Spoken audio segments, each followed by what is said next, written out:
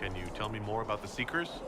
The Seekers of Truth were born from the original Inquisition long ago, when it united with the Chantry. Seekers stood above the Templars, watching over them but also investigating magical events they couldn't handle. We were meant to be incorruptible, above reproach. How seldom does reality match the ideal? But what are Seekers, exactly? Those who know anything of us think we are Templars. We do not use lyrium, however. Our abilities are different, as was our original purpose. We disciplined the Templars and were accountable only to the Divine. And not even her, truthfully. So nobody ever watched over the Seekers? It was the Divine's duty. But she could only do so much when the truth was hidden from her. The Templars have always feared us. When a Seeker arrived at a circle, they knew trouble was afoot. That kind of power is troubling. You begin to think you are the only one who can solve the world's problems. If you don't see a problem, it doesn't exist. If someone insists it does, they are the blind ones. Do you think that kind of problem could ever be fixed? Possibly. Though the Seekers themselves would need to change. They were clearly not willing to, even though they abandoned everything they stood for to avoid it. In my heart, I believe they can still be salvaged, but not by their own hands.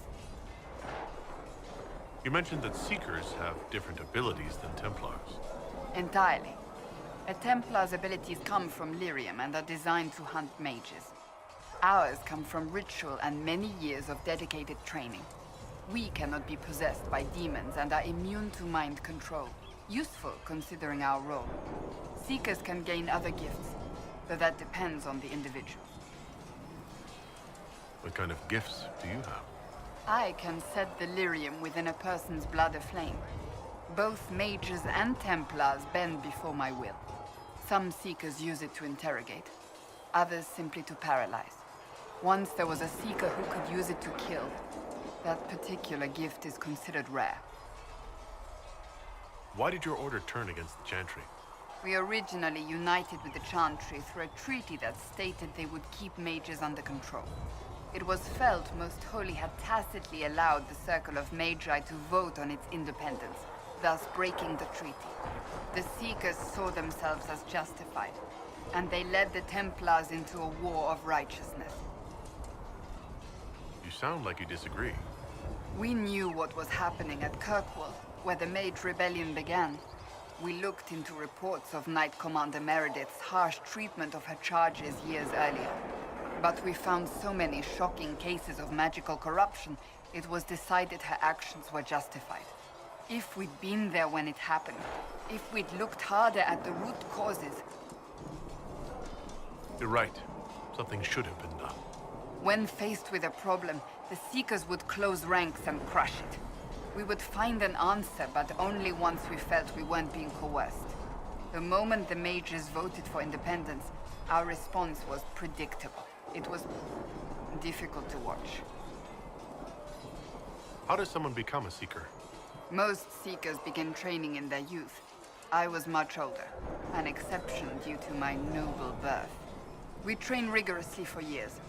Our bodies and minds must be elastic to undergo the vigil, and most fail even then. Is the vigil some kind of initiation?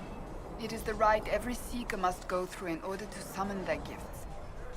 A full year of fasting, prayer, and separation from all distractions, including other people.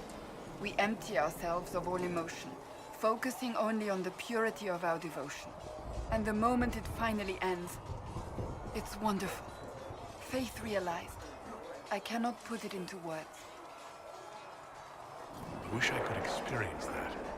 If the vigil was not so arduous, I'd say more should attempt it. What if mages never needed to fear possession by demons? I'm told it is impossible, however. I suppose I'll never know the truth of it now.